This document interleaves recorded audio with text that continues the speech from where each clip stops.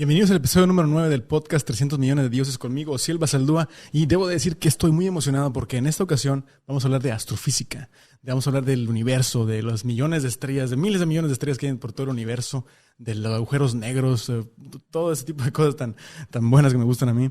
Y he platicado de la viva voz de un astrofísico, el cual se encuentra ahorita en Barcelona. Y pues un gusto tenerte de nuevo por aquí, mi camarada Benjamín Camacho. ¿Cómo andas? ¿Qué tal? ¿Qué tal? Mucho gusto. Sí, tenemos un rato sin hablar ya. Más del año, creo. No, pues sí, más del año. Que pues la última vez que platicamos, pues te aventaste ahí un rollo de que nos dejaste con la boca abierta con todo lo que estabas contando. Sí, a ver si ahora puedo ser más ordenado. Oye, sí, fue como un montón de ideas, ¿no? Que entraban y estábamos preguntas Sí, y sí. tras pregunta. Bueno, ¿y cómo has estado? ¿Qué cuentas? La última vez que ibas casi entrando a tu doctorado, ahora, ¿cómo va la cosa? Estaba como a la mitad. Estaba a la Sí, mitad, ahora ya estoy cerrando. Ya básicamente estoy terminando. Estoy viendo dónde moverme y todo esto. Y ya este año debería terminar. Ahora, la recta para el final. verano, pasando el verano, ya debería de moverme a otro lugar. Pero bueno, sí, estoy cerrando ya. Un poco el trabajo de tesis está medio terminado. Falta terminar de escribir y ya. Oye, me contabas poquito de tu tesis. Dices que vas a trabajar poquito con un telescopio que ahorita está en órbita, ¿no? Realmente. Sí, bueno, la misión la lanzaron hace un año, la Ujú. lanzaron en junio del año pasado. Esta misión la lanzó, fue un drama, porque la misión Ajá, esta, no sé si te alcancé a contar la vez pasada que, bueno, la iban a lanzar, ajá. era una misión, bueno, la iban a lanzar desde Rusia, era la idea, porque tiene que ser una dependencia Pero ya había gubernamental. tronado la Pero guerra, ¿o bueno, no? pasa todo este conflicto. Sí, exacto, justo pasa este conflicto que es interesante, ¿no? Cómo la política al final atraviesa todas Sí. estas cosas.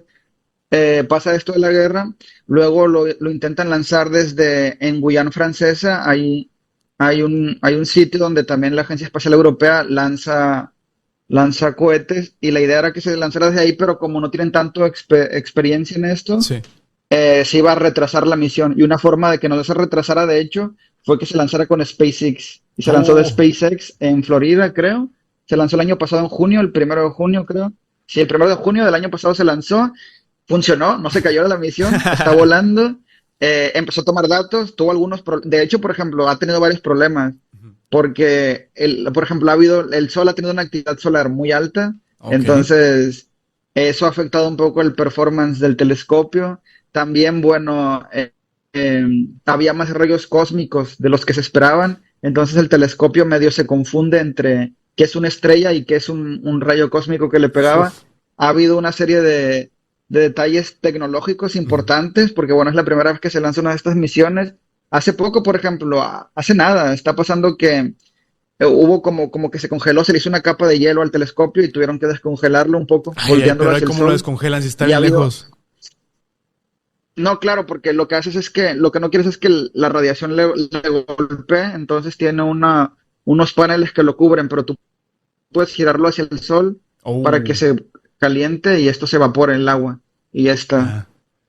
Oye, pero por ejemplo, a ver, pero ese, ¿qué diferencia hay de ese telescopio, por ejemplo, en James Webb? O sea, ¿qué diferencia hay como...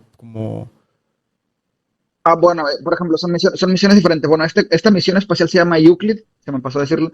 La misión espacial se llama Euclid, es una misión que está fundada principalmente por la Agencia Espacial Europea, pero que también hay dinero de NASA. Ujú. Entonces hay algunos institutos de Estados Unidos que también están involucrados. Recientemente se integró Canadá y creo que Japón también está colaborando. Uf. Entonces, esta misión es como si fuera un Hubble, pero puede tener, o sea, lo que al Hubble le tomaría años en hacer, Ujú. este telescopio lo puede hacer a lo mejor en una semana. Realmente es como un Hubble, pero con un campo muy amplio. Puede tomar imágenes muy limpias, pero de un campo muy grande. Entonces, la idea del telescopio en eso se diferencia, por ejemplo, es como un Hubble con esteroides, ¿no? Es más amplio. Pero la desventaja que tiene, por ejemplo, el James Webb puede ver muy profundo, pero objetos muy focalizados. Es decir, Oh. tienes que escogerlo. En un caso ves mucho detalle, pero en una región pequeña, porque has visto las imágenes de James Webb, son Sí. impresionantes. Pero ves una región pequeña. En este caso también ves un buen detalle, pero no tanto como con el James Webb, pero tienes un campo muy amplio. La idea de esto es que, por ejemplo, lo que quiere hacerse con Euclid es trazar la distribución de materia oscura pero a través de algo que se llama lentes gravitacionales o el efecto de microlente. Esto es bien Ajá. interesante. Ah, bueno, de hecho ahora que va a pasar el eclipse, es un Ok, buen momento, el sí. eclipse que viene ahora, que se va a ver de Mazatlán, va a ser uno de los mejores lugares para verlo. Uno de los efectos que hizo que se confirmara la teoría de la relatividad de Einstein fue el fenómeno este de que había un eclipse y una estrella que no debía de verse, podía verse porque al pasar cerca, la radiación cerca del Sol se curvaría. Entonces, esa como doblamiento de la luz Sí. es el efecto del lente gravitacional. Es decir, eso era un haz de luz, una fuente puntual que se dobla y se curva por la distribución de materia que hay ahí. Pero Ya. realmente si tú tienes un objeto extendido, lo que pasa es muy similar a lo que pasa con una lupa, que tienes una fuente o tienes un objeto que ves como si se distorsionara. Entonces, Ok. ese efecto pasa con galaxias. Entonces, lo que puedes hacer es que tú tienes un campo de materia enfrente, luego ves materias al fondo, y cuando atraviesan tu campo de materia aquí enfrente, tú vas a ver cómo la lente te las va a deformar. Entonces, Oh. lo que quieres hacer muy bien es medir con mucha precisión la forma de las galaxias. Entonces, resulta que esa forma te va a decir, te va a dar una idea de cuánta materia real hay enfrente, no materia visible, sino la cantidad de materia total, materia, lo que llamamos materia bariónica, que es realmente la materia que vemos, y materia oscura. Entonces, lo interesante es que como puedes distinguir muy bien la forma, sabes cuál es la forma como intrínseca o la forma Ajá. real de ese objeto y el doblez que tienen por el efecto del lente. Entonces, ese doblez es muy pequeño, se llama microlente, pero si tienes millones de objetos, estadísticamente te da una señal ya fuerte. Entonces la idea de esta misión es esa, medir con mucha precisión la forma de las galaxias y hacer un cartografiado con eso, un cartografiado como, bueno, esto que tengo aquí, un mapa. Oye, ahorita que me platicabas fuera de micro, pues es que entonces el plan es, o quizás la meta final sería lograr tener como un Google Maps, ¿no? Pero del universo, como que sería como que el ideal que buscamos. Un poco, hay dos cosas. Lo interesante de esta misión es que se van a utilizar dos observables. Uno son las lentes. Ujú. Y el otro es que además de llevar esta cámara muy buena para ver muy bien las formas de las galaxias, lo segundo es también lleva un instrumento espectroscópico para medir la posición. Es decir, como sabemos esto, ¿no? Que los elementos químicos tienen como una huella dactilar, ¿no? Tienen Ok. la radiación, la luz o cada elemento emite, por ejemplo, esta clásica imagen, ¿no? De Newton haciendo la portada de Pink Floyd, que tienes un haz de luz que se dispersa y tienes el arco iris. Entonces, ese arco iris, si tú pasas una luz que sea una lámpara de algún elemento químico, una lámpara de halógeno, bueno, o de hidrógeno, de lo que sea, vas a ver que en el arco iris que se forme te va a faltar una línea o vas a tener una línea extra. Oh. Esa línea es una línea característica del elemento químico y sabes en qué color va a caer. Normalmente los colores son algo que llamas la longitud de onda, no, realmente la radiación, la luz sabemos que se comporta como ondas y cada color tiene una longitud de onda asociada. Oh, fíjate, Entre entonces, más largas las ondas son más rojas y entre más cortas más azules. ya. Y sabes, cada elemento emite en una longitud de onda. Fíjate, esa era una duda que Entonces lo yo siempre interesante es que, tenía. Porque, por ejemplo, a veces me ¿eh? daba la curiosidad, ¿no? Que decía, no, que tal planeta tiene tanto diamante, o que tal planeta está formado Exacto. por azufre y todo. Yo sé, ¿cómo se dan cuenta si está tan lejísimos, no? Claro, claro, una cosa que puedes hacer es eso, le tomas el espectro, ¡pap! Tomas el espectro y ves qué líneas te aparecen. Y en las líneas que te aparecen, ya sabes qué elementos hay, pero lo interesante es esto, que tú sabes la posición en la que debe de estar la línea en reposo, como la ves en la Tierra, Ujú. pero como sabemos esto, no, más o menos sabemos que el universo se está expandiendo. Esto lo descubre Hubble, pero ya desde antes había indicios, desde antes había indicios de que el universo se está expandiendo. Y lo que pasa es algo muy similar a lo que pasa en la Tierra, esto del efecto Doppler, ¿no? Que Ujú. cuando o sea, tú sin ver una ambulancia o algo, cuando se acerca a ti, sabes que se acerca a ti simplemente porque el sonido se escucha más agudo Sí. a conforme se acerca. Y cuando se aleja, sabes que se aleja porque se empieza a hacer más grave.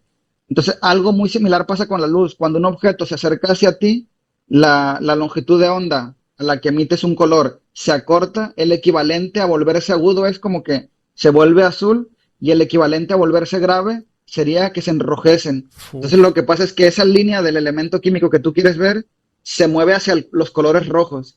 Y dependiendo de qué tanto se mueva, sabes qué tan rápido se aleja de ti. Y realmente eso te da una idea de más o menos, bueno, asumiendo cierta cosmología, cierto modelo, Cálculos puedes saber dónde está matemáticos. el objeto. Entonces, con esos espectros, tú ya puedes decir dónde están, viendo Uf. un poco la velocidad. Entonces, esa es la idea, no tener un cartografiado 3D. Primero, eso es por un lado. Vas a tener las posiciones de las galaxias, o sea, con el espectro las puedes determinar muy bien, un mapa en 3D, y luego tienes las formas de las galaxias. Entonces, puedes hacer estadísticas, algo que le llaman 3 times 2 points, como 3 veces estadísticas de 2 puntos.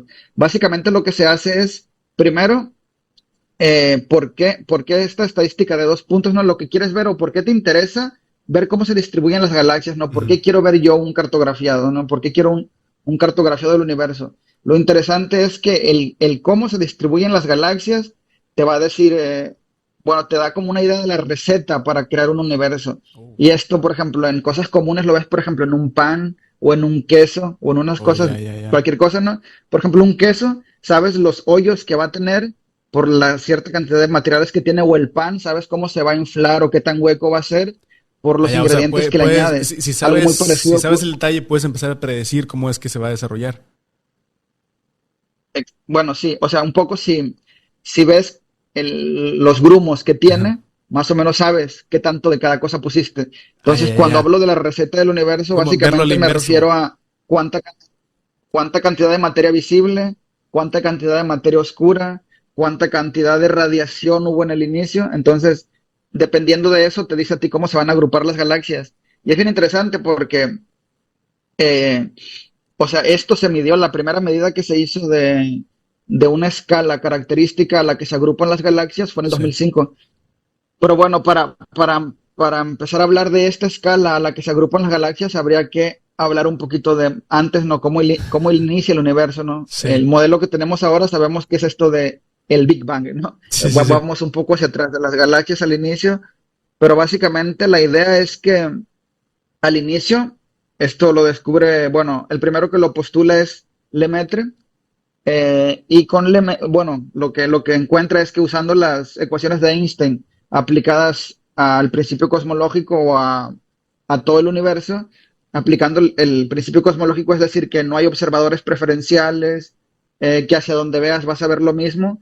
Básicamente lo que se dio cuenta es que el universo en algún punto tendría que estar más colapsado.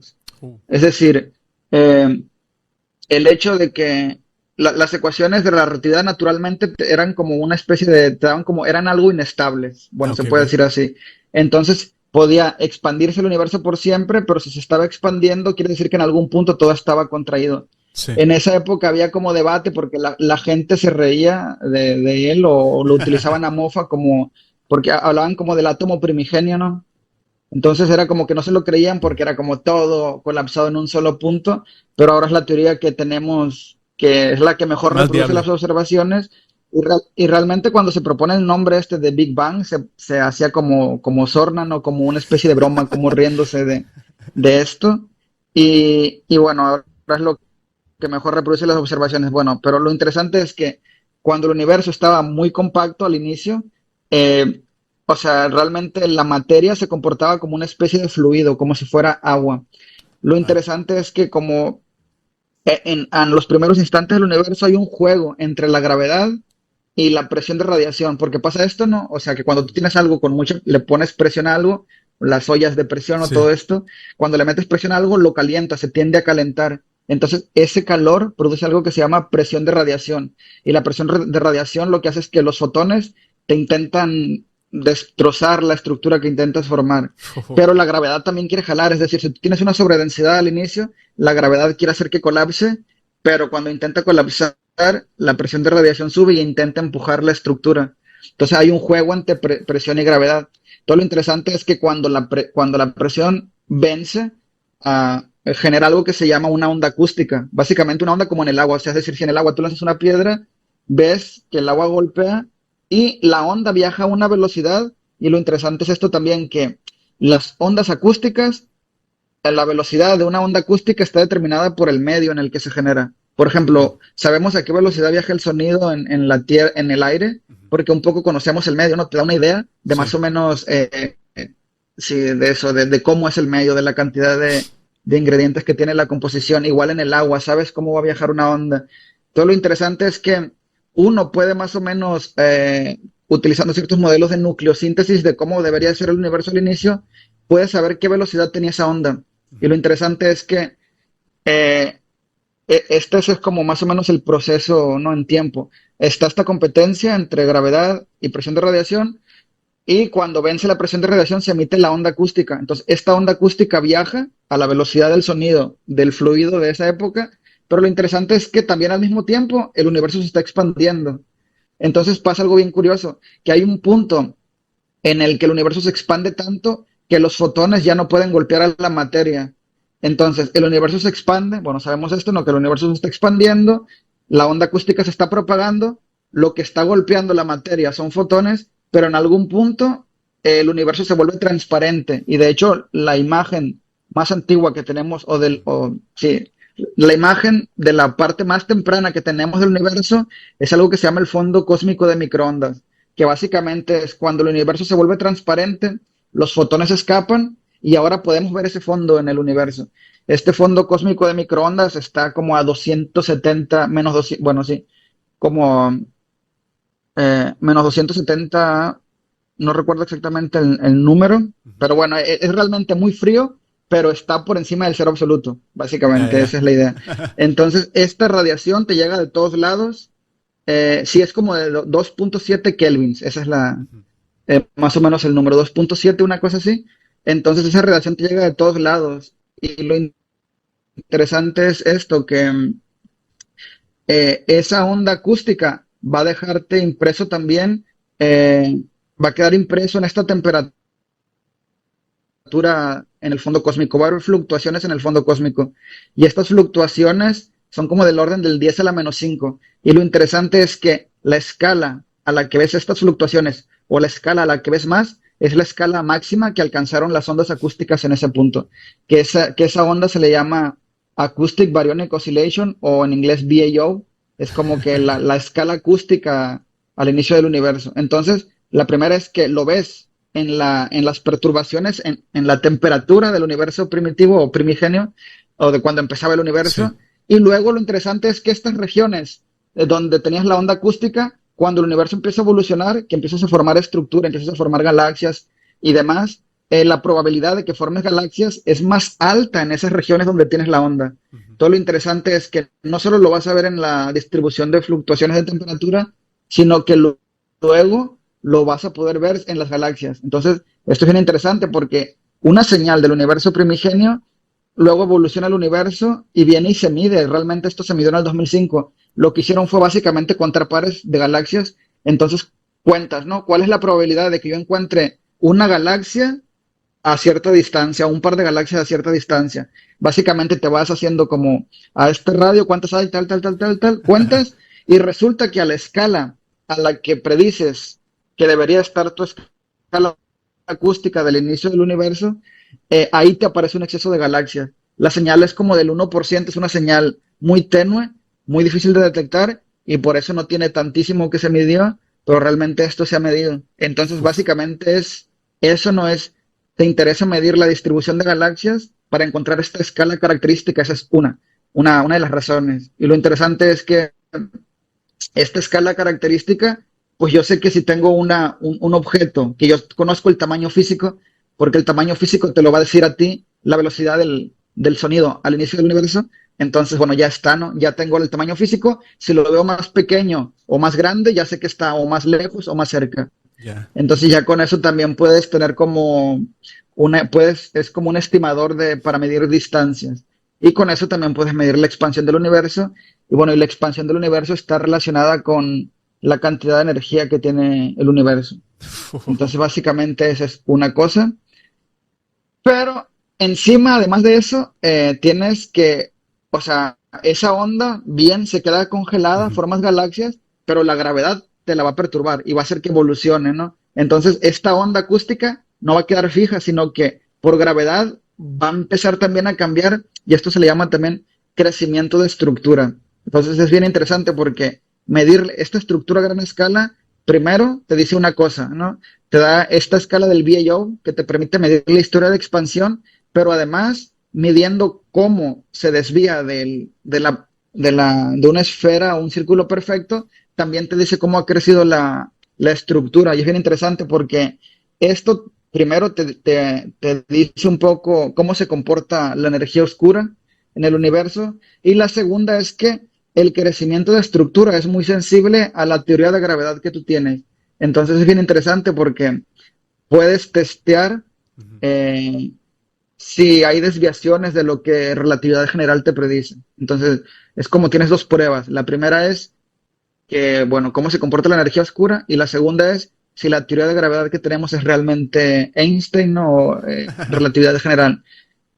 Eso es por un lado, y luego, bueno, tienes todo el efecto de lente gravitacional, que las lentes gravitacionales, lo que decía hace un momento, te dicen cómo se distribuye la materia oscura y también te dan como una información de la cantidad de materia que tienes en el universo. Un poco, esa es la idea de este cartografiado, o sea, no es tanto Oye, como para está más posicionarnos. complicado que todo, ¿no? O sea, me inventaste como una Sí, boncha así de no, información es del muy fin, ¿no? De largo. la finalidad para poder tenerlo. Sí. Oye, pero Un espérame, poco la idea es esa, ¿no? Al final. yo quisiera regresar un poquito aquí a la Tierra, ¿no?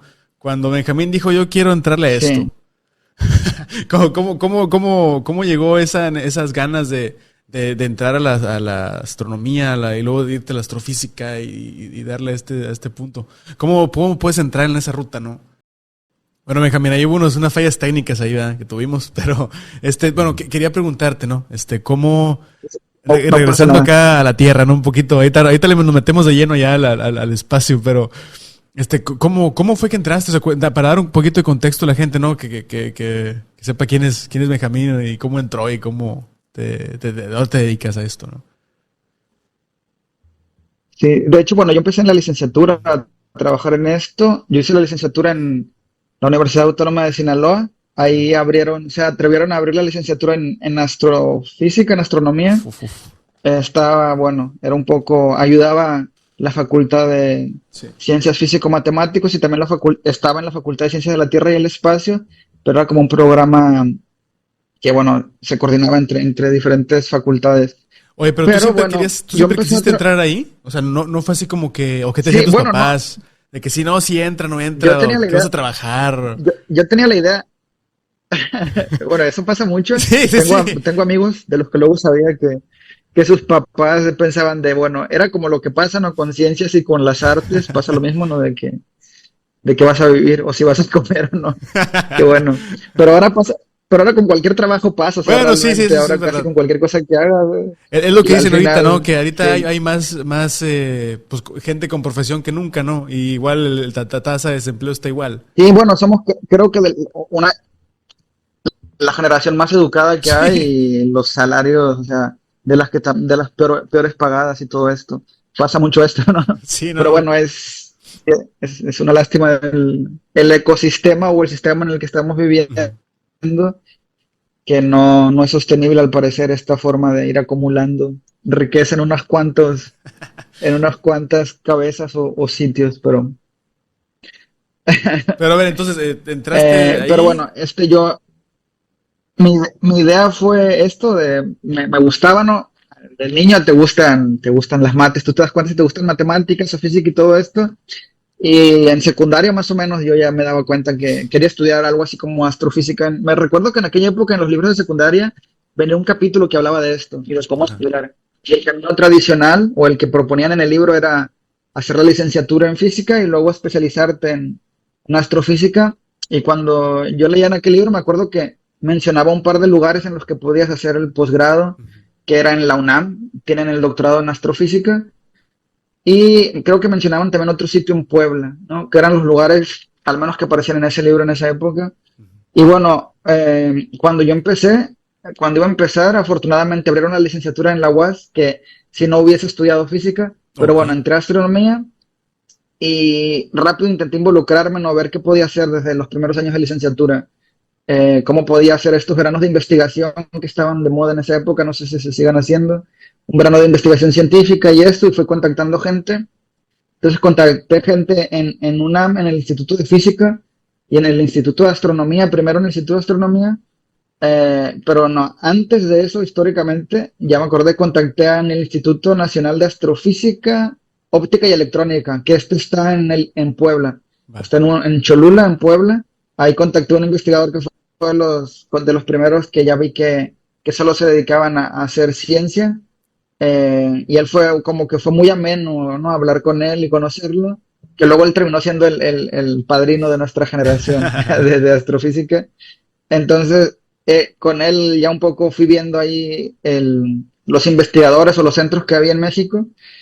Luego, por él me recomendó también otro profesor que estaba en el Instituto de Astrofísica, Octavio Valenzuela se llama el profesor, y ya con él fue cuando yo conocí el campo de la cosmología, que es a lo que me dedico ahora. Entonces, cuando él me explica, ¿no?, qué es esto, de qué se trata el proyecto, era como que esa imagen que yo tenía de lo que quería hacer, ahí me la describía, ¿no? Entonces ya ahí fue cuando dije, bueno, tengo que ver cómo sigo por aquí. Luego otro año aproveché y apliqué a una de estas convocatorias para hacer un verano fuera de México. Y bueno, ahí también me ayudó la que luego fue mi asesora de tesis, a Mariana Vargas Magaña, que ella me contactó con un investigador en la Universidad Estatal de Ohio para hacer una estancia, pero ahí ya con ellos yo me integré, o más o menos un poco ahí ya me empecé a integrar en cómo se hace astrofísica ahora, ¿no? Que son Ya. estas grandes colaboraciones, estos consorcios que al final, como necesitan recursos para fundarse y personal de muchos lugares, porque hay muchos retos técnicos, te das cuenta que la forma en la que se hace ciencia ahora, o al menos en estas áreas, es estas grandes colaboraciones, ¿no? Entonces ahí me integré en una colaboración que se llamaba EVOS o Extended VOS, que era de Ok. Baryonic. ¿Cómo era el nombre? Ya se me olvidó lo que era. Baryonic Oscillation Spectroscopic Survey, precisamente porque lo que querían o lo que se hacía era detectar el BAO, el Baryonic Acoustic Oscillation, ¿no? Esta escala. Entonces ya empecé a trabajar yo en esta colaboración, ahí me integré y gracias a ellos, bueno, ya conocí un poco gente dentro de la colaboración que está fuera del país y ya luego ellos me contactaron o me pasaron la convocatoria de cuando abrieron el máster aquí. Entonces había un máster aquí en Barcelona, yo apliqué. En esa época para el O sea, máster, tú ya bueno, vine estabas con ahí, una beca ya estabas en para el, Ohio y te fuiste a Barcelona. no, estaba en Ohio, regresé, Ujú. terminé la tesis, Oh, ya. entonces terminé la tesis, por algunos problemas personales tuve que suspender unos meses. Pasa esto, que como que suspendo algún mes, Ujú. termino la tesis, me titulo. Entonces tomo como algunos meses semisabático y en esos meses aprovecho para aplicar fuera. En Ujú. esa época estábamos aplicando otros amigos, uno de mis amigos aplicó, él se fue a la Universidad de Dallas en Texas y luego y que él también está en una colaboración grande, que es otra colaboración en la que yo también participé, pero bueno, yo me vine acá pero por ejemplo lo que son como las cosas interesantes, ¿no?, de estas colaboraciones, cómo se estructuran, porque él se fue a la Universidad de Dallas, luego yo me vine aquí a Barcelona y aquí, al inicio, durante el máster y el primer año de mi doctorado, Sí. yo estuve en esta colaboración que se llama DESI. De hecho, los datos, los primeros resultados, los dan dentro de poco. Va a haber una conferencia del CONACYT, donde están estos investigadores que te mencionaba antes, que están en México, ellos están muy involucrados en esta colaboración y, bueno, van a dar los primeros resultados. De hecho, ellos son de los que están ahí muy involucrados. Yo ahora no estoy tan involucrado en esta colaboración, pero bueno, sigo un poco, ¿no?, lo que van haciendo porque al final está relacionado. Entonces, bueno, me vengo acá, estoy un poco en esta colaboración que se llama Dark Energy Spectroscopic Instrument, DESI, y bueno, DESI es como que también es un cartografiado, pero solo con espectroscopios, solo con espectroscopía, sin utilizar imágenes, ¿no? Solo va a medir, es un cartografiado muy preciso, pero solo tiene esto, posiciones, que bueno, eso también se puede extraer ciencia desde allí, pero lo interesante es que cuando tienes espectroscópico e imágenes, puedes como que combinarlas y eso te ayuda a restringir mejor tu parámetro Sí. tu espacio de parámetros, un poco para determinar con mayor precisión la cosmología que tiene, ¿no? Y uno puede pensar, ¿no? ¿Para qué más precisión? ¿Para qué mejor esto y lo otro? Bueno, lo interesante es que recientemente hay algo que se llama la tensión de Hubble, ¿no? Algo que Sí. mencionaba es que la expansión del universo se descubre con Hubble, pero recientemente se empieza a notar que si uno bueno, por ejemplo, lo que te decía, no tienes el fondo cósmico de microondas. Y con ese fondo cósmico de microondas, si tú mides la escala del VAO y puedes modelarlo, tienes alguna teoría para modelarlo, te sale una tasa de expansión, que este es Sí, el parámetro de Hubble, ¿no? Te dice qué tan rápido se expande el universo. Pero si lo mides en el universo temprano, que lo que se hacía en el universo aquí cerca era con supernovas, porque las supernovas, lo interesante es esto, que bueno, lo que decía el VAO es una escala física que conoces, ¿no? Si la veo más grande o más pequeña, más o menos, ¿no? Ya puedes saber qué tan lejos está. sí. La otra es que tú también puedes tener un foco, ¿no? Una luz, que si yo conozco el wattaje de esta luz, si la veo más o menos brillante, también sé dónde puede estar. Entonces las supernovas funcionan como este foco y se llaman candelas estándares. Entonces, eso te puede decir las candelas, si tú ves, mides varias, también te dicen cómo se expande el universo viendo objetos cercanos, porque las supernovas están lejas, digo cerca, y luego lo comparas con la tasa que te sale si mides en el universo temprano, con el CMB, y los parámetros te salen, discrepan, ¿no? Uf, Uno te sale una medida y la otra te sale acá lejos. Y uno puede decir, bueno, si es significativo o no, y depende a quién le preguntes qué trabajo, te puede saber una tensión, bueno, que como en ingeniería se utiliza esto, ¿no? Como el sigma six o sí, sí, sí. estas cantidades que mides, ¿no? Para medir si algo es confiable o no. Ujú. Sí, la Básicamente lo mismo, probabilidad, ¿no? tienes La que hacer estadística. estadística y Sí, exacto. sí, sí. Entonces lo que haces es que te pueden salir diferencias hasta de 5 sigmas, o sea, es Ujú. una diferencia significativa, pero normalmente lo que te dicen ahora son arriba de 3 sigmas, ya te puedes preocupar. Y más o menos eso es algo que se llama la tensión de Hubble. Entonces Sí. lo que se quiere ver es qué Pero está oye, pasando, no por qué en el universo temprano me sale un modelo y ahora otro. pero por ejemplo, Sí, sí. ahorita que mencionas eso, que se está expandiendo, ¿hay, hay algún indicio de que tenga un final esto? O sea, porque son, no, o sea, no sé cómo se pueda apreciar esto de una forma como para que la raza entienda, porque muchas veces se utiliza el concepto de infinito, ¿no? Como que el universo es infinito Sí. y no se ha parado de expander Sí, desde pero hace... bueno, uf, al final, bueno, eso es un debate más profundo y te lleva un poco, porque ya cuando metes infinitos, básicamente es la interpretación que tú haces de eso. O sea, realmente como distintos tipos de estas cosas que se infinito. llaman los infinitos o las singularidades no gustan mucho en la física, ¿no? Porque no Ujú. tienen una interpretación física. Al final puedes intentar interpretarlos, pero lo que te están diciendo es que hay algún fallo, ¿no? Ujú. O sea, realmente eh, esto de que dice que es infinito es porque, bueno, tienes que hacer aproximaciones, ¿no? Por ejemplo, en física tú tienes las ecuaciones de un sistema y tienes que asumir condiciones iniciales y también como que condiciones de frontera, ¿no? Es decir, Ah, ok. para resolver mis ecuaciones tengo que asumir algo. Ujú. Una forma de resolverlas, bueno, es asumir que esto Es es infinito. infinito o que en el centro es tal o cual cosa. Por ejemplo, para determinar a lo mejor la presión de radiación que ejerce el Sol, ¿no?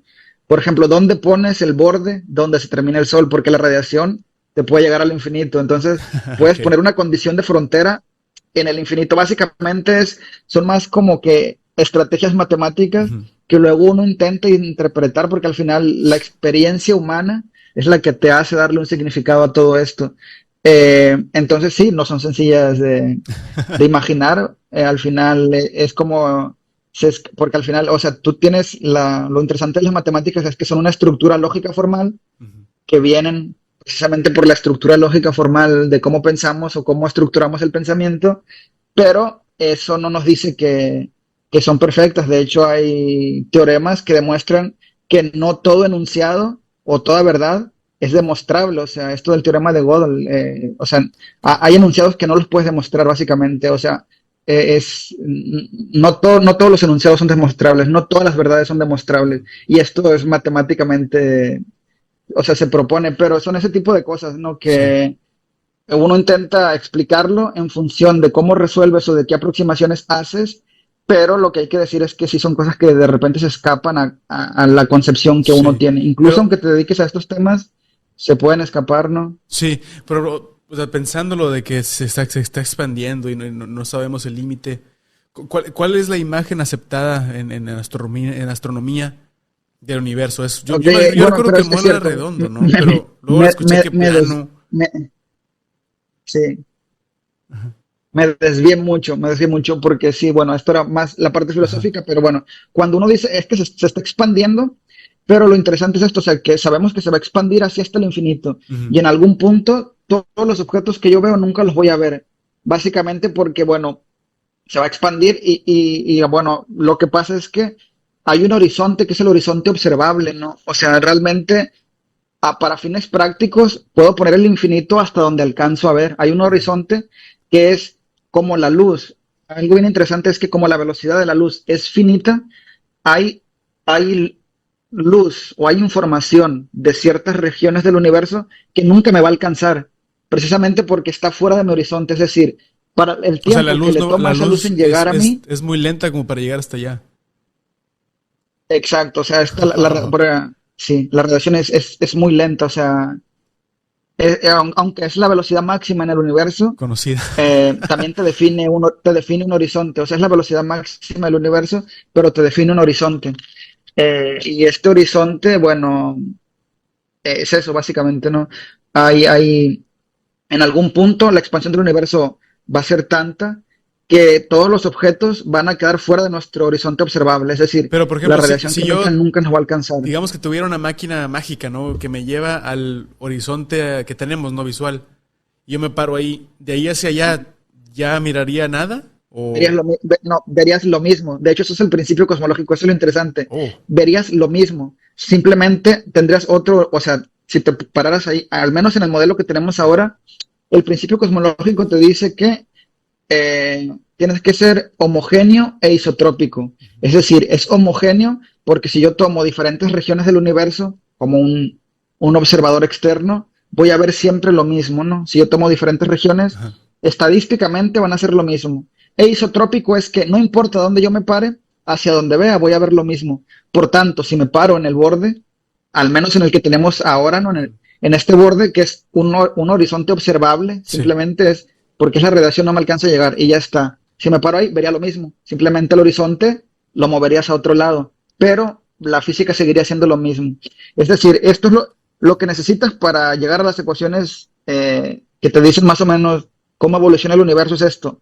Asumes relatividad general y el principio cosmológico. Es decir, pones relatividad general de Einstein, asumes que no somos observadores privilegiados, es decir, que donde me ponga voy a ver lo mismo y que lo que tome donde lo ponga es lo mismo más o menos. Y eso te da un poco las ecuaciones de la dinámica. Y es lo que queremos, ¿no? Lo que pasa con la revolución copernicana y todo esto, ¿no? Que primero fue que la Tierra no era el centro Ah, del ya, sí, sí, sistema sí, sí. solar. Luego, bueno, resulta que el Sol ni siquiera, o sea, el Sol es una estrella random ahí en una De galaxia, y luego millones. esta galaxia ni siquiera es especial, es una galaxia por ahí perdida. Exacto, y ahora y también pasa que esta posición en la que estamos observando el universo es como cualquier otra región del universo. Pero fíjate, a mí me ha Entonces, tocado hablar estas con ciertos soluciones, amigos de que dicen, no, somos muy especiales porque, por ejemplo, tenemos la luna, ¿no? Que es la que hace que la sí, órbita controle el planeta.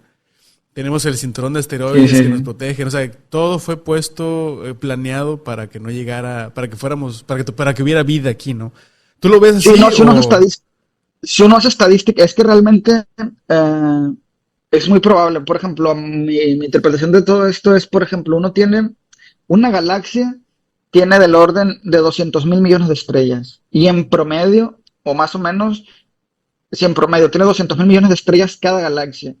Y el universo tiene aproximadamente 200.000 millones de galaxias. Es decir, tienes como no sé, un 2 por 10 a la veintitantas estrellas en el universo.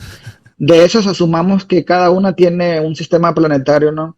Es decir, hay un montón, las posibilidades son muy altas, pero es lo mismo que pasa, por ejemplo, estos, si contaras las estrellas, te salen más, ¿no? Que una cantidad mayor que los granitos de arena que tienes en las playas del mundo.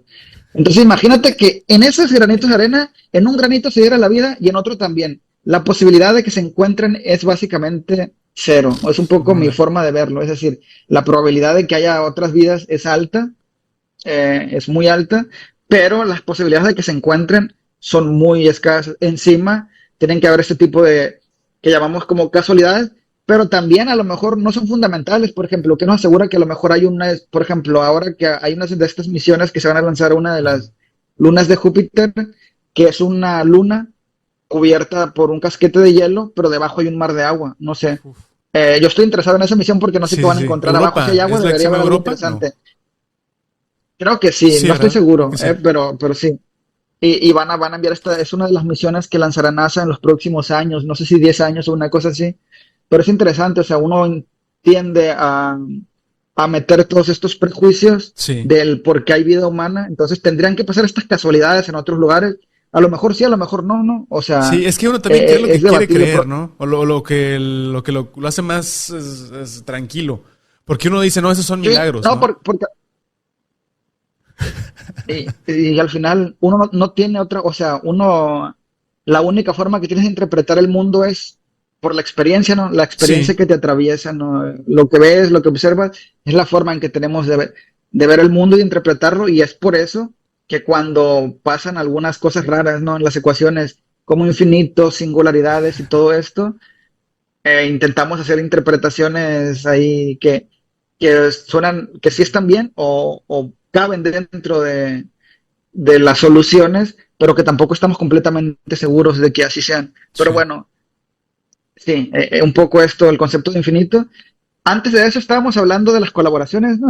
Ah, Un claro que si poco nos, para no, nos regresar a esta desviamos. parte del Vamos a camino, regresar un sí. poquito. Pero bueno, esta colaboración, pero sí, básicamente es eso, está DESI, que sacan los resultados ahora, que hacen este cartografiado.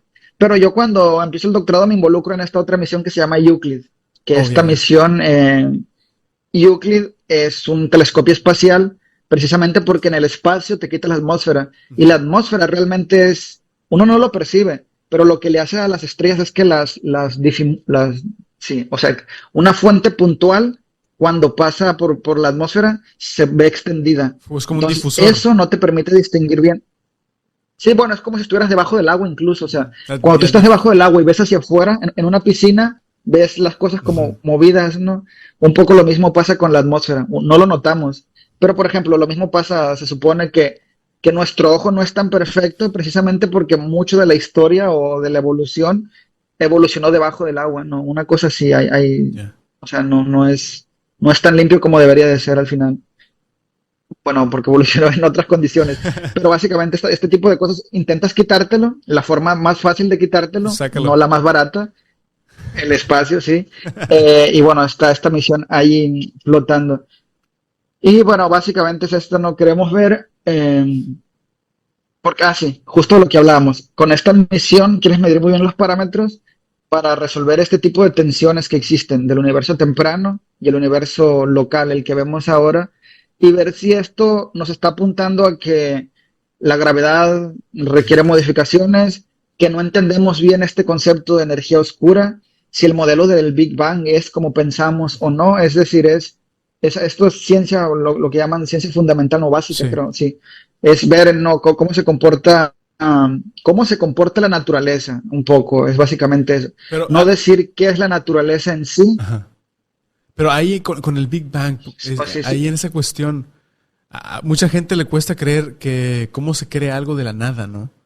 O sea, ¿qué explicación hay No, ahí? a mí Yo también, también no, no. De hecho, dentro de la, no dentro de la gente que hace inflación, es que esto es bien interesante porque ya que entras a los campos de especialidad, yo no hago inflación, pero incluso dentro de de la gente que hace inflación, o sea, una de las cosas que puede producirte este efecto inflacionario realmente puede ser como un bounce, ¿no? Que cuando tienes algo y lo comprimes, hay como un factor de elasticidad puede predecir, que te puede producir un efecto como inflacionario que luego medio se amortigua por la gravedad. Y esto puede ser que realmente el universo haya sido eterno y que pasen estos modelos del Big Bang, ¿no? Que haya una nube que colapsa y luego se contrae, alcanza la densidad atómica, rebota como una supernova y se sigue expandiendo, ¿no? Y es lo que vemos ahora. Realmente el problema es que a la región más antigua que tenemos acceso en el universo es el fondo cósmico de microondas y el universo ya tenía 300.000 años ahí, o sea, no era tan jovencito, era un bebé, pero ya habían pasado 300.000 años, es decir, 300.000 años y la radiación apenas escapa y es lo que veo.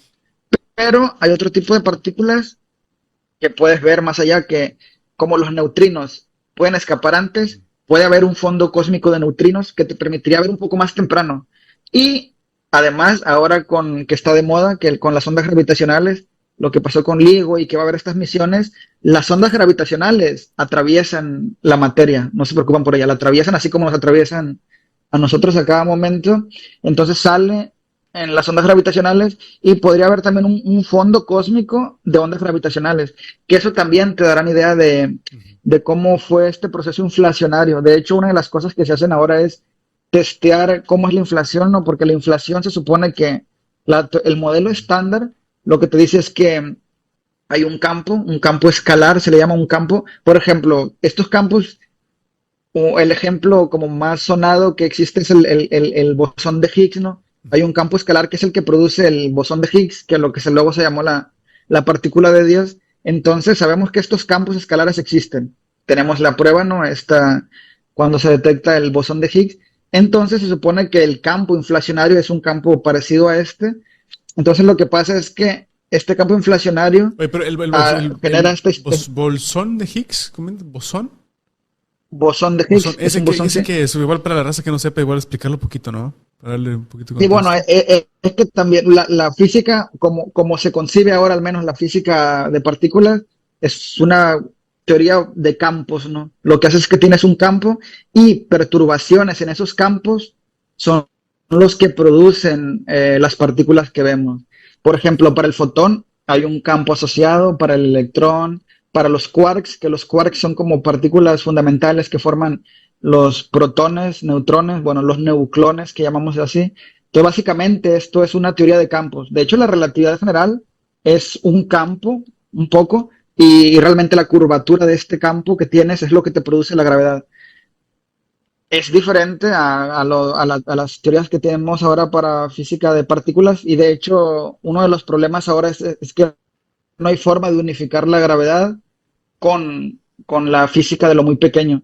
Es decir, puedes unificar un poco la física de lo muy pequeño, la puedes modelar más o menos con un modelo igual, pero no la puedes unir con la gravedad. Un poco es uno de los problemas abiertos. Oh, Entonces, básicamente es esto, ¿no? Que hay partículas mediadoras.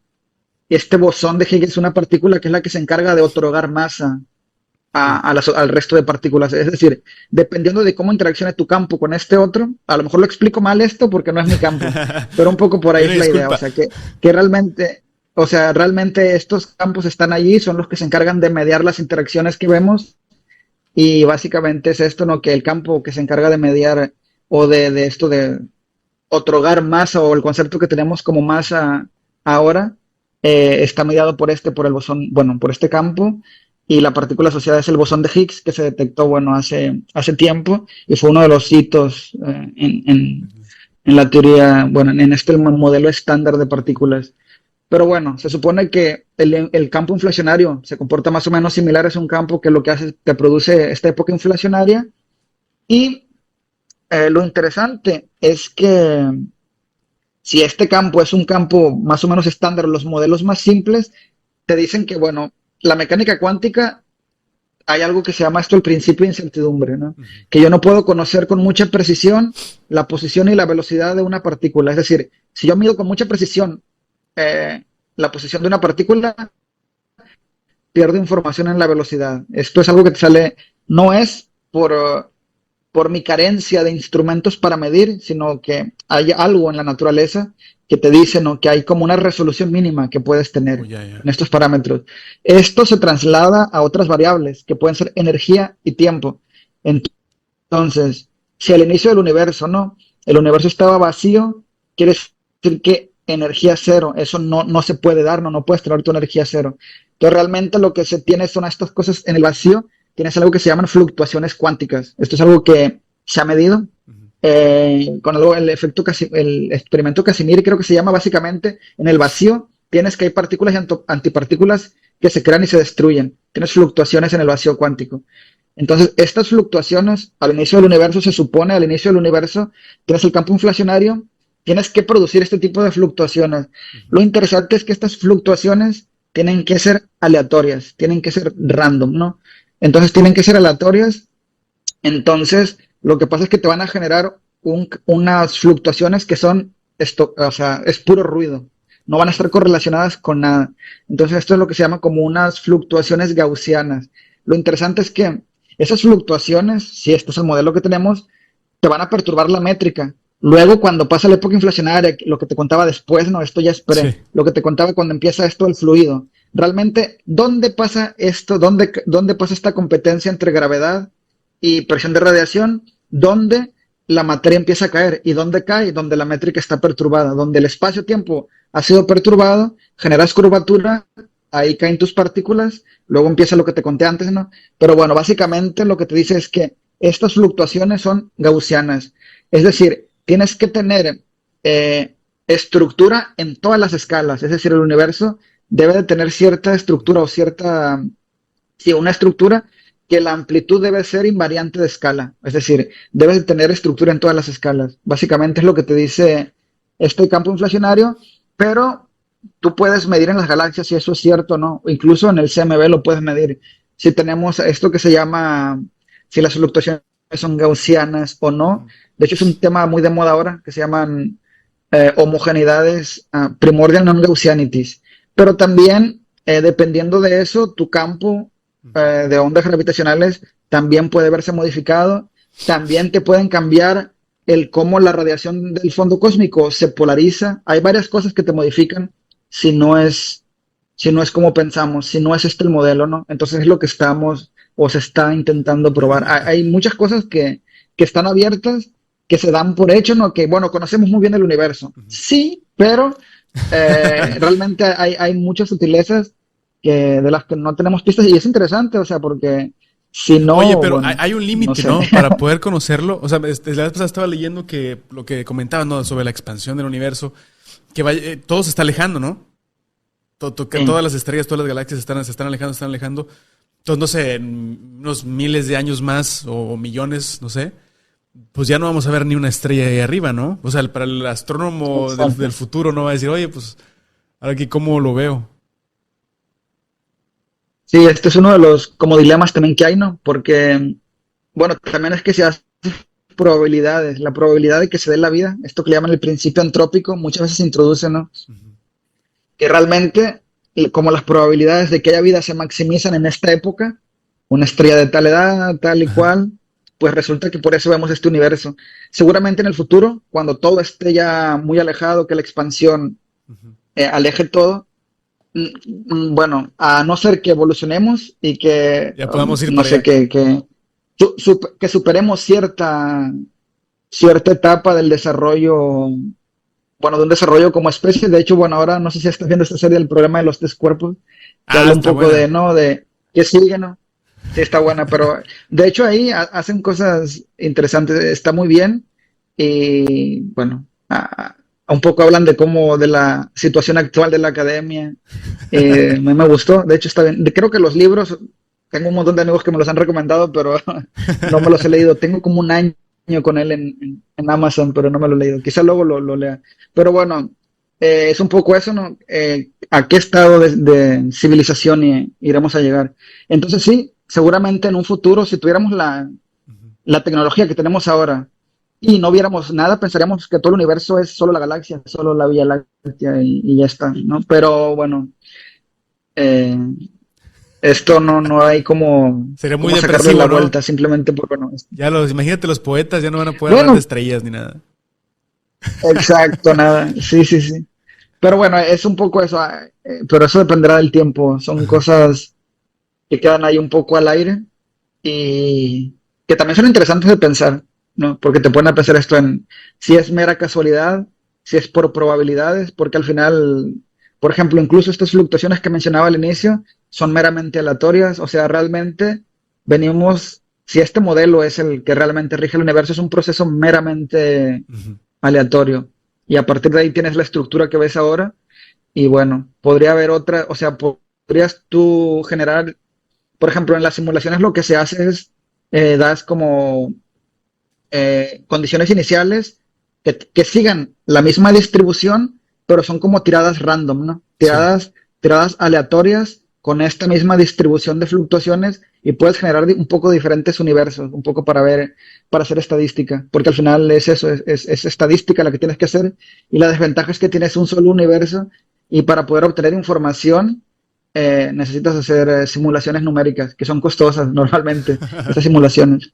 Oye, pero otra cuestión ahí, entonces, pues, obviamente, pues todo es la gravedad, ¿no? Lo que está moviendo las expansiones y jalando y atrayendo todo. Entonces ahí entran que los agujeros negros, ¿no? Se supone que en medio de la galaxia debe de estar un agujero negro supermasivo o algo así. Sí, pero estos son problemas abiertos también, ¿no? Porque, por ejemplo, en el centro de las galaxias se supone que en todas hay un agujero negro supermasivo, pero el radio de alcance de estos agujeros no es tan grande. Y algo bien interesante que pasa allí es que la masa de los agujeros negros correlaciona con la masa de las galaxias. Es un problema abierto, O sea, pero como sí hay que, algo que también se como que llaman la o como sea, como del mismo tamaño, ¿o qué? primordial black holes. O No, sea, no, no. Lo que pasa es que la masa, si tú mides la masa del agujero negro, la puedes medir por el campo gravitacional y cuentas la materia bariónica. Si tú pones, ya como un bineado en masas, te sale una correlación. oh, Se ya, ya, ya. correlaciona masa del agujero negro, masa de la galaxia, se correlacionan. En principio no tendrían por qué estar correlacionados porque el radio de alcance del agujero negro no es tan grande, o sea, no es tan Oh, grande como uno piensa. De hecho, contraria a la idea que tenemos de que el agujero negro, si te acercas, te va a atrapar y todo esto. De hecho, si la Tierra la colapsas al radio que debería de tener para formar un agujero negro, la Luna no se daría cuenta, la Luna seguiría orbitando tal cual. porque sería el O sea, esto es algo fuente que en gravitacional. las leyes de física es fundamental. La, la, la dinámica sería la misma, exacto. Realmente es esto, ¿no? Que se llama, Pero entonces, ¿qué es si lo que esto es uno jalará de los todo? resultados interesantes de la mecánica clásica. Entonces es lo que está curioso, ¿no? Entonces tienes el agujero negro que está en el centro de la galaxia. Digamos que su rango es tanto así, pero hay estrellas acá también, ¿no? Sí, Es lo que comentas, es sí, curioso de cómo está jalando todo, si no lo está agarrando todo, ¿no? Si no es tan grande, o cómo. sí, no, eh, o sea, es lo raro, ese es uno de los problemas abiertos. Seguramente ya habrá más investigación ahí que se entienda mejor, pero Ujú. como no es lo que yo hago, pero básicamente una de estas cosas es eso. No tanto el cómo que físicamente lo afecte, porque físicamente sabes que no lo está cambiando, pero que la masa total se correlacione con la masa del agujero negro, es lo raro. Eso te dice que hay como a lo mejor un proceso de acoplamiento en cómo se originan y todo esto. Eso es interesante, pero bueno, se supone que estos agujeros negros, es cierto, por ahí va, estas semillas de agujeros negros también se originaron en algo que se llaman primordial black holes, ¿no? Ok. Entonces, hay, en los modelos inflacionarios también hay un punto en el que hay como singularidades o picos de mucha densidad que te forman estos agujeros negros al inicio. Y estos agujeros negros, básicamente, bueno, estarían por ahí distribuidos, que luego son los que se van agrupando Ujú. y formando estos agujeros negros que luego están en los centros de las galaxias. Pero también esto es un problema abierto y del que no tengo mucha información nueva. Eh, Básicamente lo que yo me dedico es a esto, a cosmología, pero bueno, esto un poco lo vas aprendiendo en el camino. Ah, bueno, pero es cierto, no sé, sí, no he terminado de contar Ujú. la parte en la que yo estoy dentro de la Claro, colaboración, claro, claro. creo. Es cierto, sí, sí, se me ha pasado. Bueno, divago mucho, e No, hombre, igual pero son me cosas vas interesantes. interrumpiendo ahí, sí. Pero, por ejemplo, ahí cuando ya Sí, entraste, ¿no? pero A bueno, la parte que ibas a la parte que estás asignado. O sea, estás colaborando con sí, personas que me imagino que tienen muchísima ya experiencia también en el campo, ¿no? es cierto, bueno, empiezo aquí en colaboración en Euclid y lo que yo hago en Euclid es, ya conté todo esto de las Sí. perturbaciones al inicio del universo, luego que la gravedad las modifica y todo esto, eso ya sirve de antecedente, porque en la parte en la que yo estoy trabajando es que hay que modelar cómo va a evolucionar esta estructura, ¿no? Es decir, al final yo cuento las galaxias, veo los pares, veo cómo se distribuyen, pero hay que modelarlo, ¿no? Y para modelarlo, bueno, hay que utilizar esto, matemáticas, hay que tener un modelo, se pueden hacer. Básicamente lo que te sale es una onda, sabemos cómo resolver ondas más o Ay, menos. los que no se De hecho, durmieron los ahí en la problemas que clase. conocemos. Sí, exacto. Sabemos cómo resolver la ecuación del resorte, ¿no? Tienes el oscilador armónico. Entonces, básicamente es muy parecido. Tienes perturbaciones, las puedes modelar como oscilaciones, como si esto, como un resorte, básicamente. Entonces, básicamente es esto. En lo que yo estoy hay diferentes formas de modelar esto, ¿no? Teorías perturbativas, aproximaciones medio semianalíticas. Entonces, en la parte en la que yo estoy esta evolución de lo que se llamamos el agrupamiento o estadística de galaxias a dos puntos, eh, básicamente probar distintos modelos para extraer información de la distribución de galaxias. Es decir, tengo una teoría, un modelo Sí. teórico, luego lo que hago es medir en las galaxias y comparar, ¿no? Comparar con mi modelo, ver cuál las describe mejor. Entonces, básicamente lo que he estado haciendo es probar estos distintos modelos. Hay modelos que son puramente basados en teoría perturbativa Ujú. y otros que son perturbativos y una parte de la distribución es analítica, porque realmente lo que mencionaban, lo que uno ve, ¿no? Ves el universo, Sí. ves cómo la posición y todo esto, pero realmente no vemos el universo real, incluso hasta ahí en la parte técnica, es decir, yo no sé la posición fija de las galaxias. Ok, Lo ok. que yo veo es lo que te llamaba, lo que te decía hace un momento, veo el corrimiento del rojo. Entonces lo que veo al final es como una versión distorsionada del universo real, De cómo se ve que realmente. está influenciado, que realmente está influenciada por cómo se mueven las galaxias. Entonces, el cómo se mueven las galaxias, ese redshift, Ujú. te genera algo que se llama redshift space distortion. Básicamente es como distorsiones en el espacio de redshift. Ujú. Como el espacio que yo veo son redshift, son estos corrimientos al Sí. rojo, hay distorsiones. Entonces, esas distorsiones son interesantes porque las velocidades de las galaxias dependen del campo gravitacional que tienes. Ujú. Entonces, lo que te decía hace un momento, el campo gravitacional o el cómo la estructura colapsa está muy ligado a la teoría de gravedad que tienes. Ujú. Entonces, básicamente, esto no. Por un lado tienes que incluir cómo se agrupan las galaxias y por otro, cómo modelas estos redshift space distortions, también estas distorsiones en el espacio de redshift. Sí. Entonces, básicamente he estado probando estos modelos, que estos modelos son los que luego se pueden utilizar para extraer información de los datos reales. Entonces, básicamente lo que yo he hecho o en lo que me he estado enfocando es, tengo estos modelos, se generaron un set de simulaciones numéricas, como te decía hace un momento, lo que haces es, tomas una supercomputadora, le metes las leyes de gravedad, lanzas partículas, las haces evolucionar y ya ahí, ya luego empiezas a poblarla. Le pones galaxias, pones cómo se distribuyen las galaxias que yo voy a ver y luego pruebas tus modelos en simulaciones. Sí. Y luego estas simulaciones, ya una vez que pruebas tus modelos, que los calibras, que sabes que funcionan, habría que aplicarlo a datos. El problema es que los datos no son tan bonitos como una simulación. Luego en Ok. tu simulación tienes que incluir el efecto de los efectos observacionales, el hecho de que no ves todo el cielo, en una simulación sí lo ves, en las observaciones reales no, hay que incluir todo esto. Además, estamos limitados, o sea, no podemos ver toda la radiación. Hay un punto en el que Ujú. lo que te mencionaba, no, o sea, primero que la luz ya es muy tenue y los detectores ya no la van a ver. Ya Entonces la tienes resolución del como una instrumento. Sí, exacto. Básicamente por el instrumento tienes una cosa que es incompletitud. Ujú. Luego tienes el error en cómo mides la posición. Entonces hay que añadir todo esto encima de estos cálculos. Y la idea es luego, bueno, tener un pipeline completo de traer estos modelos, modelar todos estos sistemáticos, aplicarlos a datos reales y luego ya que salgan. Y esto es interesante porque, bueno, tenemos Euclid, está DESI por otro lado, que luego ahí ves todos los retos técnicos que hay. Realmente la parte más complicada es retos técnicos. Tienes la parte teórica, que tiene su reto, luego tienes la parte técnica del instrumento y realmente no es tan trivial, a pesar de que estas misiones son muy competentes, o sea, hay gente de todo el mundo, lo que te mencionaba hace un momento, hay mucho dinero, pero no es tan fácil, o sea, tener información.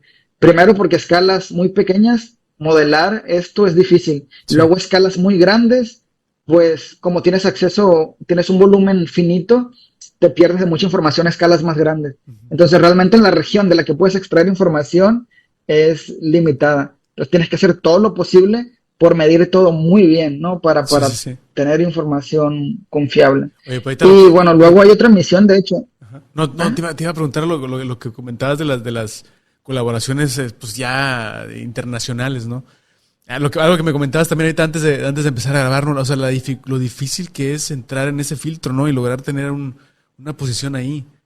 Yo también eso es un show, ¿no? De Todo un hecho, sí, bueno, tema. en la parte más humana es cierto que ya al final sí es competitivo la Ujú. academia, ¿no? Al final. No somos tantos, lo que te mencionaba hace un momento, no somos tantos en Ujú. haciendo ciencia, pero tampoco son tantos los lugares Sí, a los que están involucrados. Y encima de eso, casi todos aplicamos a los mismos lugares, ¿no? Todos conocen los nombres de ciertas universidades, ciertos sí. lugares, tal y cual. Entonces es difícil, es complicado, de hecho. O sea, hay mucha gente, luego pasa, ¿no? Ya la parte más humana, hay mucha gente que directamente ya termina el PhD y ya cortan, no quieren esa Ok. vida demandante, o hay quienes incluso dicen que quieren tener una vida. Yo no soy tan extremista, entiendo que es complejo, pero sí, o sea, recientemente tenía una amiga que ella igual ya dice, bueno, no, yo quiero tener una vida, ya termina el PhD y lo deja.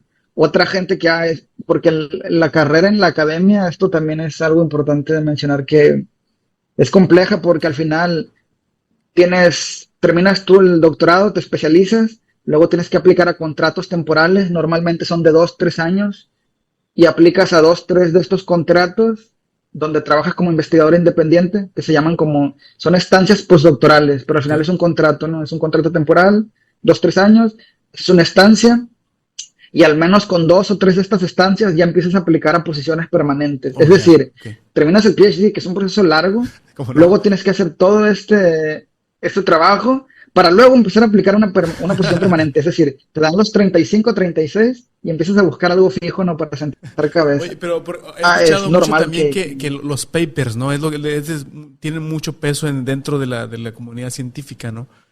Hay, por ejemplo, por ejemplo, ahí un está. científico, digamos, promedio, como cuántos papers mm, debe sacar al año o cómo se maneja esa... y cuál es el filtro, ¿no? Porque Fíjate que para... ese dato no me lo sé, pero es que es complejo, o sea, no es Sí, tan trivial, porque pasa esto. Hay un bueno, este dicho, ¿no? De publish or perish, en inglés, ¿no? De publicas o pereces, ¿no? ajá, Publicar o perecer en la academia. Y, perdón, y básicamente es eso, tienes que publicar para tener visibilidad. El sí. problema está en que hay quienes pueden publicar muchos trabajos, pero no con tan alta calidad. Oh, ya. Otros que publican poco, pero papers muy buenos. Luego, por ejemplo, otra cosa que pasa es que cuando estás en estas colaboraciones, después de cierto tiempo, puedes firmar todos los papers que tú quieras. Por ejemplo, esto pasaba mucho en los papers del CERN y todo esto, luego pasaba en otros, pero o sea, es normal porque estos instrumentos, hay desde la gente que construye los detectores, que al final es mucho el trabajo que se pone ahí, Ujú. que tendrían que firmar, o sea, que al final sí hay parte de su trabajo en ellos, pero luego esto como que también inflaban mucho los números, no Sí. sabes qué estás haciendo, qué no. Esto pasa, luego se malean. No es lo más común, Ujú. pero Pero puede pasan estas pasar. situaciones. Luego está lo otro, o sea que hay campos en los que es más complicado publicar Ujú. que en otros. Y creo que México está empezando a tomar como medidas de esto, no como que Oh, ya. pesar, no pesas el tipo de papers, cuántos tienes. Hay otros países que empiezan a hacer este tipo de cosas, Pero, de no solo el número, sino el journal y todo esto. No es trivial, es un problema real ahora en la academia y pero, ¿cuáles son las, o por medio de qué está ahí. organizaciones se publica? O que pueda decir que es algo, o sea, ver un paper que vale, ¿no? O sea, ¿cuál podría ser la organización o Y cómo? bueno, exacto. De hecho, los journals, los diferentes journals tienen como cierto grado, cierto Sí. puntaje, ¿no? Tienen como cuartiles. Entonces, en estos cuartiles, si publicas en los Q1, en los top o Q2, bueno, está bien, te dan puntos, o cuentan más. Y básicamente esos son varios journals los que están ahí posicionados. Entonces, más o menos tú intentas enviar tus papers a esos journals, ¿no? Ujú. Pero, por ejemplo, ya de los más famosos, o sea, hay algunos que tienen tanto impacto que están en la cultura popular, ¿no? Como Nature o Science, ¿no? Que son los Sí. más sonados. Pero hay muchos otros journals. Y también eso es interesante porque al final tú tienes que pagar para tener acceso a los journals, Oh, pero, ok. pero tú publicas, o sea, no te pagan a ti por publicar. Realmente es como la forma en la que das a conocer tu trabajo o Ujú. que lo validas además y que te lo revisan es a través de estos journals. Pero también hay ahí como unas cosas medio raras, que igual hay críticas, o sea, hay muchas críticas sobre Sí. todo esto. De hecho, en la academia hay críticas sobre el sistema este de los journals, sobre el sistema de las publicaciones. las plazas, los postdocs. Por ejemplo, en Estados Unidos el año pasado leía una letter en Science que hay muchos contratos postdoctorales que se están quedando vacíos porque la gente directamente termina el PhD y se van a la industria porque por hacer lo Oh, mismo, y particularmente veía que en áreas relacionadas con biología y medicina, que bueno, son sí, rentables, ¿no? Que mucha gente iban a hacer básicamente lo mismo a la industria y les iban a pagar, o sea, mucho más, ¿no? Al menos el sí. doble más. Era mucho la diferencia en costos. Y además, no solo eso, porque al final no es el dinero lo que te motiva, Ujú. sino que en la industria tienes más seguridad, más estabilidad. Bueno, Estás seguro que no vas a tener que aplicar por una posición en los siguientes 2, 3 años otra vez. sí. Hay cosas así, o sea, un poco toda la ciencia está bonito, está muy bonito. Ahora, la parte real, hay problemas un poco que son interesantes Y luego me y imagino bueno, también eso, lo eso está difícil, ahí y la verdad no. o sea, me imagino que lo difícil, ¿no? O sea, para que salga otro, imagínate que alguien que publique algo con el impacto de Einstein otra vez o el impacto de Isaac Newton, o sea, es algo también muy, ¿lo ves muy difícil que salga una persona Eh, nueva Es que, que es que se revolucione? pierde, o sea, yo he estado pensando esto, tampoco no me siento muy capacitado no para hablar de estas cosas porque son temas Ujú. complejos y que me rebasan, pero por ejemplo, ahora, no sé si viste que había ahora una crítica precisamente de esto porque en el Elsevier, es una revista Sí. reconocida, que sale un abstract y en el abstract viene el prompt que te da ChatGPT. Lo Ah, primero, ya, ya, ya, sure, ya. I can do. No sé si recuerdas esto. Básicamente es esto, hay como precisamente por esta cultura del publish or perish, hay como que una sobreproducción que al final las cosas que podrían ser buenas se terminan perdiendo. Uf. O sea, hay como, está bien, ¿no? Producimos más, va avanzando el conocimiento, pero también entre tanto eso un poco se va perdiendo. Es como que hay tanta información. Ujú. Lo que pasa igual en la vida cotidiana, ¿no? En el Sí, o en mundo las redes, ¿no? Dicen que fuera de la academia. Sí, es la exacto, hay época que tanta más información. cosas, información hay, ¿no? Exacto, que se termina perdiendo, se termina yendo ahí, y un poco todas estas cosas es un poco triste, o no, no sé si triste, es un poco, sí, bueno, un triste que terminen entrando a, Sí. a la academia, porque luego puede pasar que se pierda credibilidad y todo esto, cuando realmente hay un montón de trabajo detrás, o sea, hay trabajo de un O montón de entonces sí organizaciones, está investigadores y todo afectando esto. al mundo científico como tal, esta nueva inteligencia artificial que anda por ahí, el ChatGPT. Bueno, de hecho hay debates, de hecho en los chats, no, porque bueno, hay como grupos de chats Ujú. dentro de las colaboraciones y todo esto, son discusiones que se están teniendo, es decir, si yo utilizo ChatGPT para que me ayude a escribir un mejor abstract, bueno, ¿cómo se referencia? ¿Hay que hacerlo? ¿No? Porque al final no hay que satanizarlos por completo, no son tecnologías que son útiles. Por ejemplo, cosas que son mecánicas es muy bueno. Si una cosa que es mecánica y que la puedes hacer, incluso para código, o sea, hay código que a lo mejor Sí. te tomaría a ti escribir, no sé, un día, y a lo mejor con ChatGPT ya te da como la estructura y lo tienes en una hora, Sí, ¿no? de hecho la vez O sea, pasada pero hay que saber que, coloqué así nada más, ¿no? Desarrollar un programa en lenguaje C para cómo funciona un elevador de 3 pisos, enter, y pum, en caliente me lo dio una estructura, ya nada más para poder modificarla, ¿no?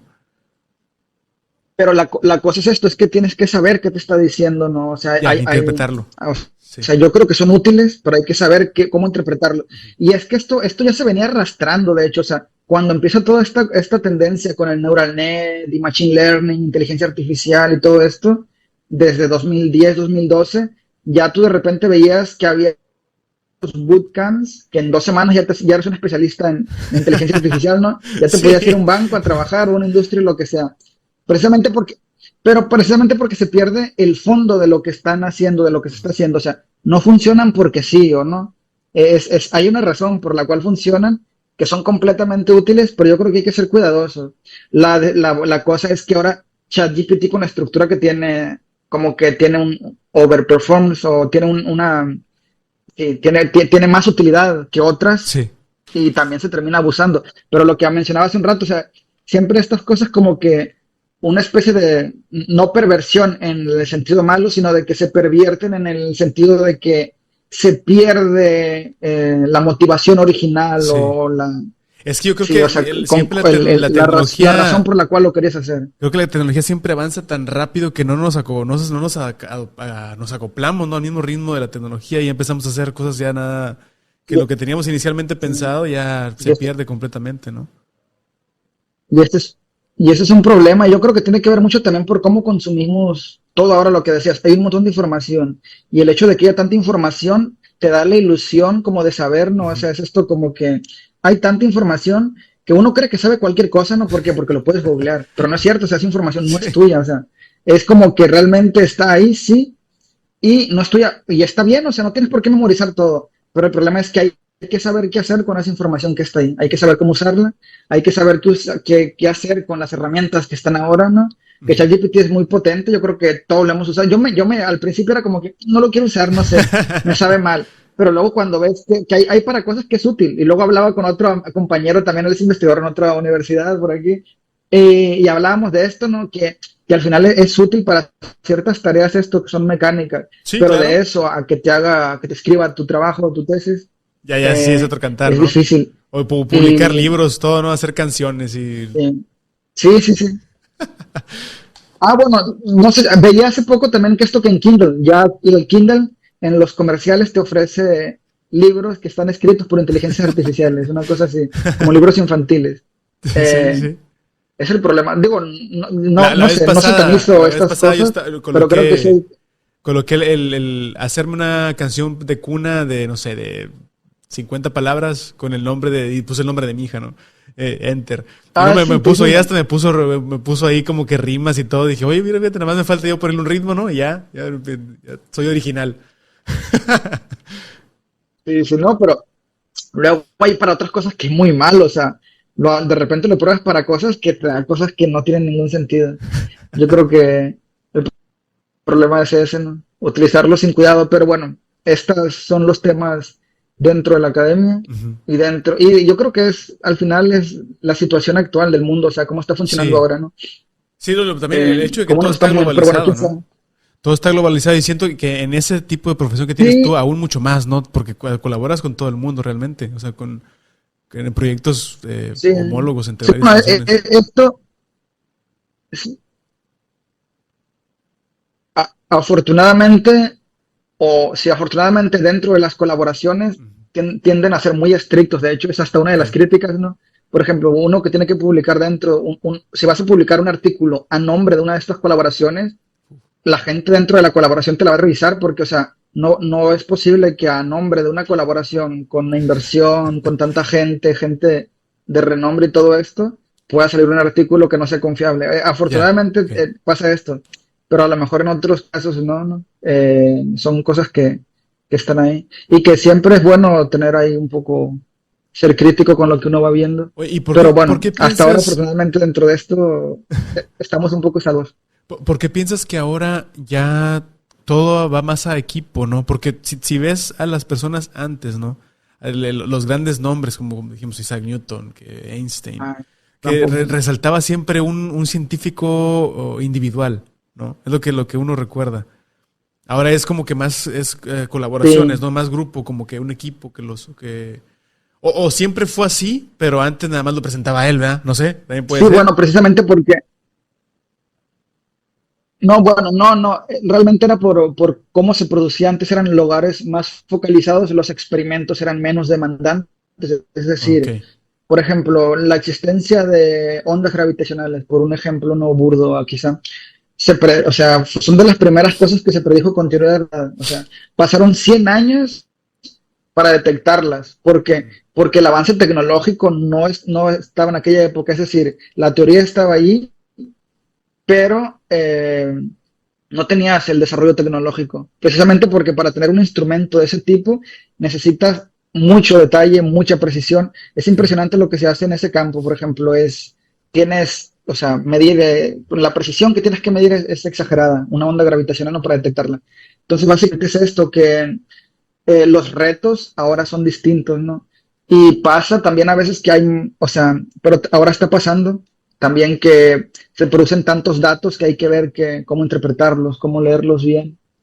Y, y una forma eficiente, por ejemplo, esta es otra de las cosas buenas, una forma eficiente de extraer información de datos son algoritmos de machine learning, neural nets, inteligencia artificial y todo esto, Ok. ¿no? Porque cuando se utilizan así para extraer informaciones, patrones, para ese tipo de cosas son muy buenos y son útiles, de hecho. Y al final, el poder de cómputo que tenemos ahora, es decir, con estas observaciones que tenemos que hacer, por ejemplo, si vas a observar, no sé, del orden de millones de galaxias y si vas a tener que almacenar el orden de terabytes por noche, entonces, Era ¿cómo lidias imposible, con ¿no? eso? No tienes que extraer información, Antes sacabas tienes que el extraer información disquete, muy ¿no? rápido. Entonces, básicamente por eso ha ido un poco migrando a este tipo de cosas, porque los retos antes eran otros, era entender un poco como, bueno, en Newton o filosofía de la naturaleza, ¿no? Era el título. Era un poco entender la naturaleza, ver qué hacer, los experimentos no eran tan grandes, ahora Se el pudiera problema hacer es en ese, casa, ¿no? que como queremos medir, sí, casi no. Es casi. Pero por ejemplo, cuando pasó lo de la, cuando pasó, cuando tuvieron que hacer un desarrollo grande, cuando pasó lo de los viajes a la luna, incluso ahora que está Oppenheimer de moda, Ujú. o sea, tuvieron que construir una villa Ah, sí, para hacer sí. este proyecto, Toda una ciudad básicamente eso. completa. O sea, realmente lo que pasa, cuando hay una demanda tecnológica para generar cierto avance, que bueno, no sé si no es la mejor, a lo mejor el mejor ejemplo, pero para generar cierto resultado ocupas, o sea, este tipo de Ajá. colaboraciones grandes. Oye, Y estaban es comentando, la parte en la ajá. que estamos ahora. Digo, estaban comentando que ahorita hay otra, surgió como que otro rush, ¿no? Otra carrera hacia el espacio otra vez, ¿no? Creo que hace poquito la India, ¿no? Fue quien hizo un viaje a la Ah, sí, luna, sí, creo, algo así. sí, está bueno. Creo que India ya estaba llegando, pero también China está invirtiendo. Ajá. Bueno, está también Estados Unidos a través de SpaceX, pero precisamente porque se están preparando para tener como bases en la Luna, porque una forma de ahorrar en costes es lanzar desde allí, ¿no? Bueno, sí. Entonces sí hay como esta. Es interesante porque estas cosas sonaban a ciencia ficción y ya están, o sea, ahí, ¿no? Esto de ir, prepararse para una futura, una potencial población Ujú. de Marte, es interesante. Y luego, no sé si esto te lo platicaba la vez pasada, pero ya hay incluso un proyecto para tener un GPS de la galaxia, o sea, un GPS en la galaxia.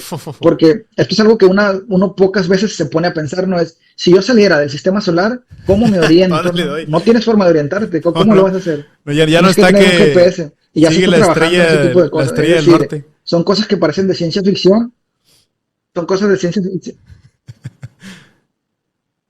¿Eh? Digo que ya ves Te me que cortaste un rato. no, que ya ves que antes decían aquí, no, cuando sales al desierto, no, pues sigue la estrella del norte, no, esa te guía.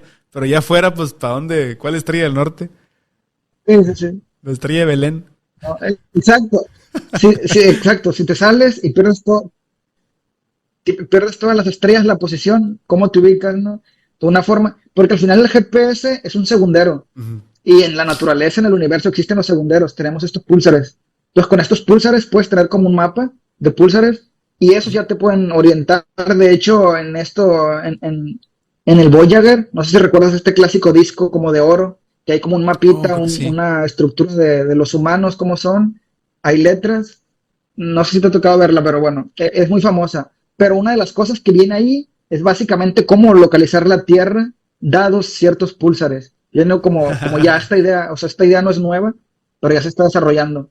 Esto es una cosa que parece ciencia ficción, lo de ir a poblar Marte. Lo otro es la minería de asteroides, o sea, es algo que ya Ujú. se empieza a estudiar, a hacer de cuando pasa un asteroide, aterrizar, extraer materiales y traerlos a la Tierra. Uf. Son cosas que parecían Sí, no, es de que suena de futuro locos, ¿no? y Hace unos pero que años. sí, pero ya se están haciendo, o sea, realmente no es tan alejado como uno piensa.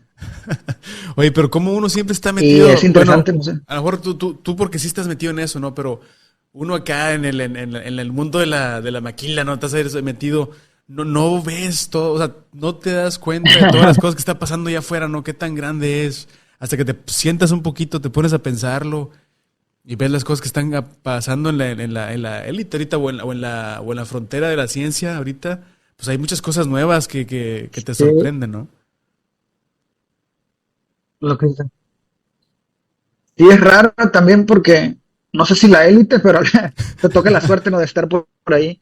Eh, pero es raro porque al final como que terminas normalizando estas cosas. Sí es cierto que sí te cambian un poco Ujú, el cómo ves ciertas cosas, pero tampoco, a lo mejor tampoco no es lo más común, ¿no? Porque también hay, ujú. o sea, porque dentro de todo esto que hacemos, también hay muchas partes que son meramente técnicas.